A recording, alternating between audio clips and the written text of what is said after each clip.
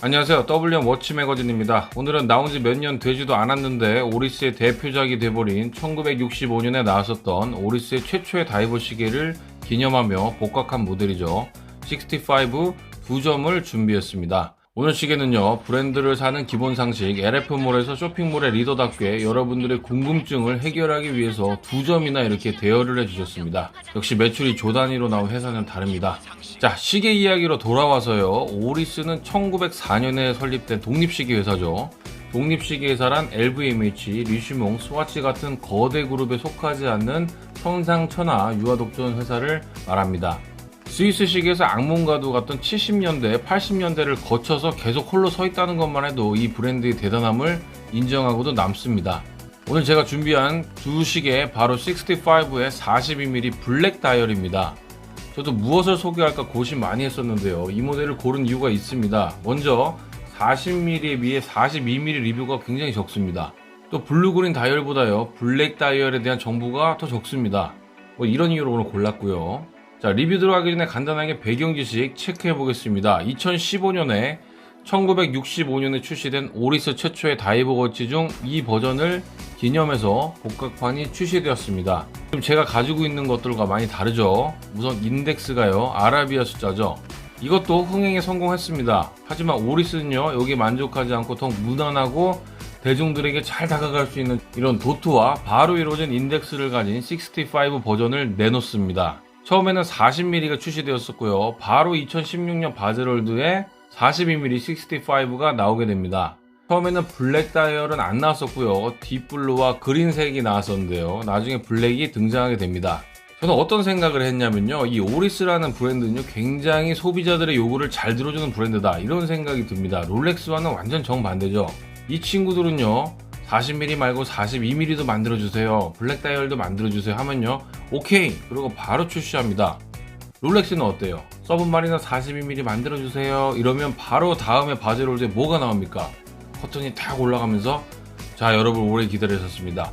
요트 마스터가 42mm로 커졌습니다. 더욱더 신나는 항해를 즐기실 수 있습니다. 이러고 앉아있죠. 이런 게 롤렉스의 매력이죠. 자, 그렇다면 오늘 스틸 버전과 브론즈 버전 두 가지 블랙 다이얼 65 42mm 리뷰 출발해 보겠습니다.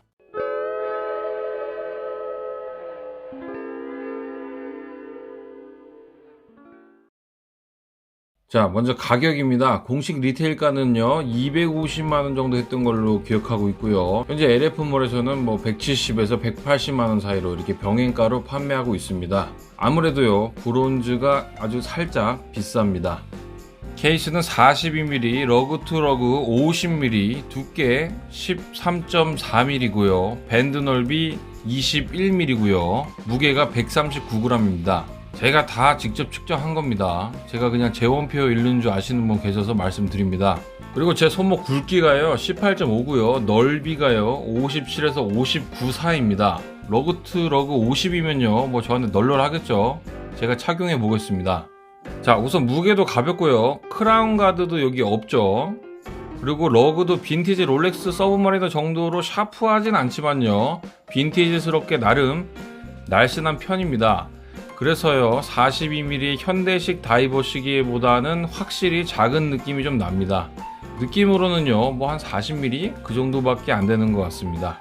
두께는 13.4mm가 나왔는데요, 옆으로 이렇게 보시면요, 글라스가요, 굉장히 도명이죠. 굉장히 심한 도명입니다. 케이스 옆면도요, 굉장히 얇고요. 그래서 육안으로 봤을 때는 13.4mm라고 그 정도로 안 보이는데 그런 느낌입니다. 케이스 윗면은요, 이렇게 브러쉬 처리가 다 돼 있고요. 옆면이 폴리싱이 돼 있습니다. 이 러그와 엔드링크를 이쪽 보시면요, 이쪽에요, 높이 차이가 좀 있는 게 보이실 겁니다. 이것도 일종의 빈티지 스타일이죠. 아까 말씀드렸듯이요, 러그는 딱 느낌이 줄질하기 좋은 정도의 적당한 샤프함을 가지고 있습니다. 이 러그가요, 너무 뚱뚱해지면요, 줄질을 해도 이 러그만 보여가지고요, 잘 안 어울리거든요. 근데 이건 딱 적당하다고 볼 수 있겠습니다. 크라운은요, 다이버는 다이버죠. 이게 스크류 다운 방식으로 되어 있습니다. 빈티지 복각답게 크라운을 이렇게 돌려보면요, 뭔가 강한 스프링 느낌이 느껴집니다. 탁 튀어 올라오죠. 크라운은 3단으로 되어 있고요. 태엽 감기, 날짜 조정, 그리고 핵 기능이 있는 시간 조정 순서대로 되어 있습니다. 방수는 100m입니다. 베젤과 다이얼은 두 시계를 비교해 보도록 하겠습니다. 베젤은 우선 다이버니까요, 단방향 회전 베젤이겠죠? 돌려보겠습니다.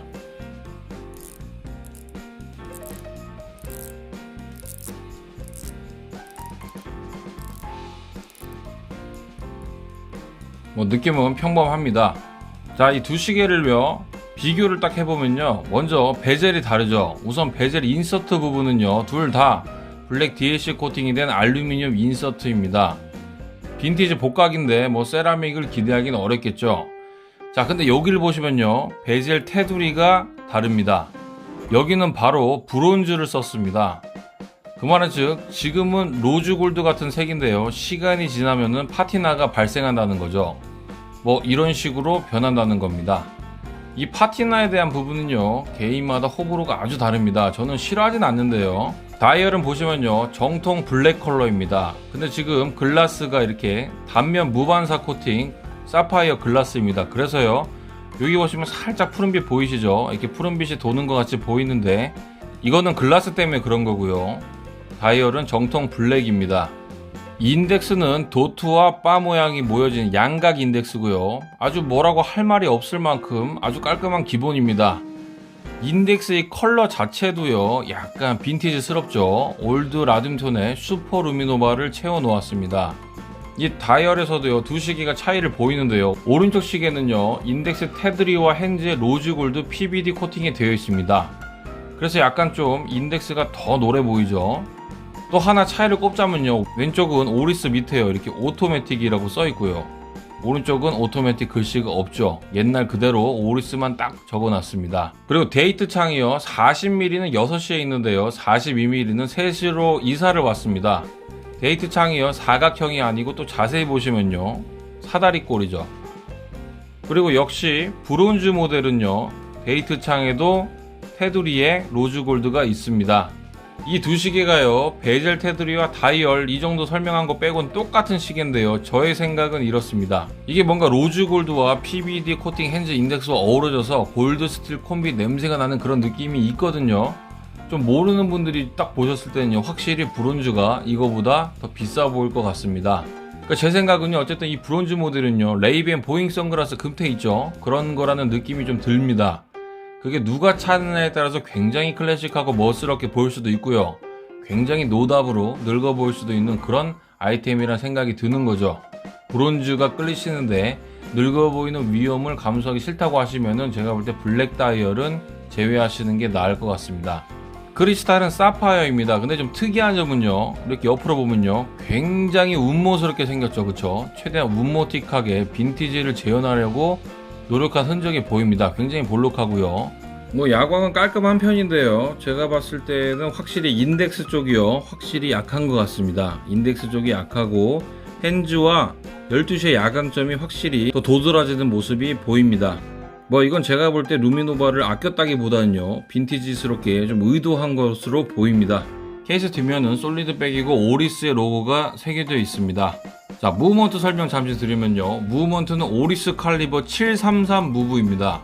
셀리타 200 무브를 기반으로 하고요, 팔진동의 38시간 파워 리저브를 가집니다. 저도 여러분들이요, 38시간 리저브에 아쉬워한다는 것을 알고 있지만요, 사실 충분히 진동수를 낮춰서 파워 리저브 늘릴 수 있습니다. 근데 굳이 그러지 않는다는 건요, 팔진동 초침의 부드러운 움직임을 고집하는 오리스의 외모 지상주의를 느낄 수 있는 대목이 아닌가, 저는 그렇게 생각합니다. 짧더라도 이쁘게 살겠다. 그래서 저는 그렇게 나쁘게 보진 않습니다. 게다가 또 가격대가요, 자사 부분과 나오기는 힘든 가격대이기도 하고요. 자, 브레이슬릿 보겠습니다. 먼저요, 러그 사이의 간격이요, 요 간격이 21mm고요 점점 이렇게 테이퍼드 다운으로 급격하게 떨어져서 여기 15mm까지 떨어집니다. 아주 빈티지스럽죠. 이 자체가 굉장히 빈티지스럽습니다. 그리고 브레이슬릿이요, 또 빈티지스럽게 얇고요, 그리고 묵직하지가 않죠. 마감은 보시다시피요, 굉장히 좋습니다. 하지만요, 브레이슬릿이 심하게 가늘어지는 관계로요, 또 얇고요, 그래서 내구성에 대한 의심이 좀 생깁니다. 마치 힘을 가하면 휘어질 것 같은 그런 느낌이 좀 있고요, 좀 조심히 차야겠다는 생각이 들죠. 사실 러그 사이가요, 21mm라는 것은 그렇게 편리한 것은 아닙니다. 왜냐면 굉장히 줄질하게 애매합니다. 21mm는요, 20이나 22에 비해서 잘 안 나오는 사이즈죠, 줄이. 하지만 뭐 돈 좀 주고 오리스에서만 21mm 줄 사서 주질한다고 하면은 뭐 딱히 문제는 없습니다. 또 오리스가요, 또 스트랩 굉장히 잘 만들죠. 자, 오늘은 오리스 65의 의미와 누구에게 추천드리는지로 마무리하겠습니다. 먼저 오리스는요, 확실히 20대 30대 젊은 층을 타겟으로 시계를 만들어 왔습니다. 적당한 무브에 과감한 색감과 클래식한 디자인을 엮어서요, 좀 세련됨을 추구하는 그런 방향이었죠. 하지만 그 대신에 30대 후반, 40대, 50대를 끄는 매력은 사실 별로 없었습니다. 제가 생각할 때는요, 2015년에 나온 복각판 있지 않습니까? 아까 아라비아 숫자로 된 거. 그 복각판도 사실은 그렇게 복각스럽지 않았습니다. 오히려 오늘 리뷰한 모델보다 더 세련됐어요. 다이얼 숫자 보세요. 무슨 디자이너랑 콜라보한 줄 알았습니다. 뭐 성공은 했지만요, 물론. 그 당시에 사실 익숙하지 않아서 망설이던 분들도 굉장히 많았습니다. 그래서 누가 봐도 이게요, 2015년에 처음 나온 아라비아 숫자 다이얼보다는 더 빈티지 다이버의 느낌이 들고요.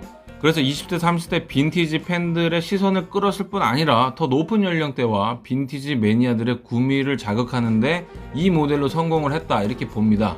또 사이즈면에서 봐도 오리스 에커스는 40mm 정도 되는 모델도 있긴 하지만요, 대부분이 뭐 43mm 이상 라인업이죠. 근데 65는요, 더 얇고 가볍고 38mm에서 42mm까지만 딱 나옵니다. 오리스의 가성비와 품질 디자인을 좋아하는 사람들에게 사이즈가 안 맞아서 살 수 없다는 것만큼 억울한 게 없었죠. 진짜 마음에 드는 옷을 겨우 찾았는데 가성비도 좋은데 사이즈가 XXX 라지 한 개 남았다고 하는 그런 심정이었죠. 그래서 이 65로 인해서 오리스의 사이즈 스펙트럼도 넓어졌다, 이렇게 평가할 수 있겠습니다. 이래서요, 이게 나온 지 몇 년 되지도 않았는데 바로 오리스의 대표 모델이 되어버렸습니다. 뭐 결정적으로 시기가 이쁘죠. 다만 아무래도 빈티지 복각을 기본으로 하다 보니까 너무 젊으시거나 아니면 스타일이 뭐 래퍼 쌈디 지코 쪽이신 분들은 어울리지 않습니다. 스타일이 단정하고요, 젠틀하신 분, 또는 그쪽을 추구하시는 분, 아니면 또 뭐 래퍼시면은 뭐 데니안이나 토니안, 또 누구 있습니까? 김재덕 있죠. 그쪽에 가까우신 분들에게 추천드립니다. 이상으로 워치 매거진이었습니다. 시청해주셔서 감사합니다. 여러분의 구독과 좋아요가 창작에 큰 힘이 됩니다.